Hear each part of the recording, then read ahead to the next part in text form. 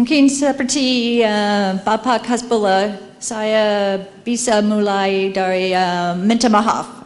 Saya akan pakai English instead of Bahasa Indonesia. I'm still working on it. What a great honor to be here today and to be part of a tremendous partnership that is investing in Indonesia and in the collaboration between health and economics and in the vision of the recently re-inaugurated Bapak President Jokowi. For my colleagues, Bapak Subah, for Ibu Nafisia, for Professor Hasbullah, for distinguished guests, colleagues, and friends, Salamat Pagi. As you heard, my name is Pamela Foster, and I'm with USAID's Office of Health. I'm delighted to be here today, not only to be here at the conference, but particularly to be here for the discussion on the politics and the economics of non-communicable diseases in Indonesia. As many of you know, the US and Indonesia share a long history of partnership, and in fact, this year marks 70 years of formal diplomatic relations between the two countries, and over 50 years of cooperation between USAID and the government of Indonesia. Over the years, our partnership, our work together, has improved maternal health services, has improved and increased TB case notification, has increased the number of people receiving ARV treatment, has resulted in over 9 million people receiving drugs to prevent lymphatic filariasis, has strengthened the country's ability to detect, prevent, and respond to emerging pandemic threats, and perhaps most importantly for this audience, has worked together to produce national health accounts and do the costing for health services that the government envisions will be available to all Indonesians. We're proud to commemorate this event and this partnership and to continue to work together for the health of the future of Indonesia. As you already know, this is a wonderful opportunity to share your expertise as health economists.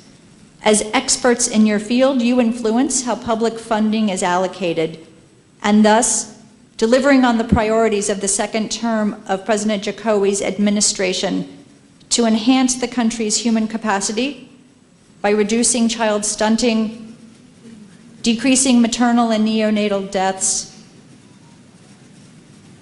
working towards TB and HIV elimination, and the control of rabies and other zoonotic diseases. It is my hope that this conference will deepen your knowledge about financing and costing of essential health services, and will help you and your teams to unlock the full potential of the next generation of health economists. USAID has been working with the government of Indonesia since 1990 in the health financing space, and we're thrilled to be here today. I was particularly impressed to be able to sit in on some sessions yesterday with the young health economists. It's a bright future.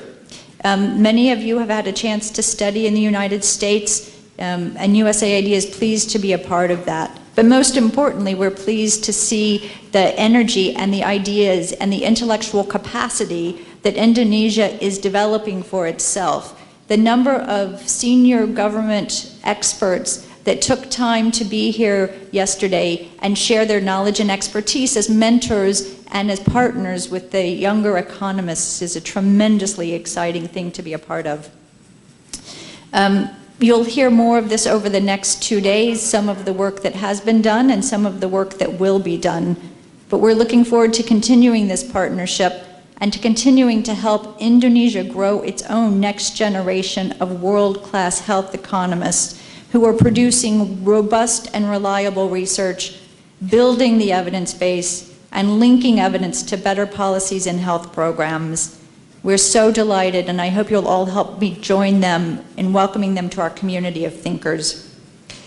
I also want to congratulate all of you at this event for achievements of the recent past and encourage you to make the most of this opportunity to learn, to network, and shape the vision of hope, as well as decide on practical next steps to develop an action plan to cope with the increasing costs for both communicable and non-communicable diseases.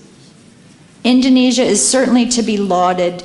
You're the first middle-income country in the entire world to create your own national association as part of the International Health Economics Network. Indonesia is also rightfully famous for the largest single-payer health system, and people around the world are taking notice. We have a lot to celebrate and a lot of work yet to be done. Even though the health sector in Indonesia has an investment of approximately $30 billion a year, it's a lot of money, and it's still relatively underinvested in compared to the size of the need. As Prof. Hasbulla noted, with an aging population, a high infectious disease burden, and growing levels of non-communicable diseases, the stress on the system is only going to increase. We have to look for new investments, better investments. We need to spend more and spend better. It's more than just numbers, and it's more than just the formula that many of us come to rely on. It's really the future of Indonesia. I was particularly delighted to note that in his second inaugural speech, and to paraphrase Bapak President Jokowi, we need to leave the old ways of working. We need to find more efficient and effective styles of working. And things that are not efficient and effective, we can leave them behind. The focus needs to be on improving human capacity and improving people's productivity, which will lead to enhancing economic growth. For this, each of you plays a vital role, and USAID is proud to continue to support you in your journey. Thank you very much.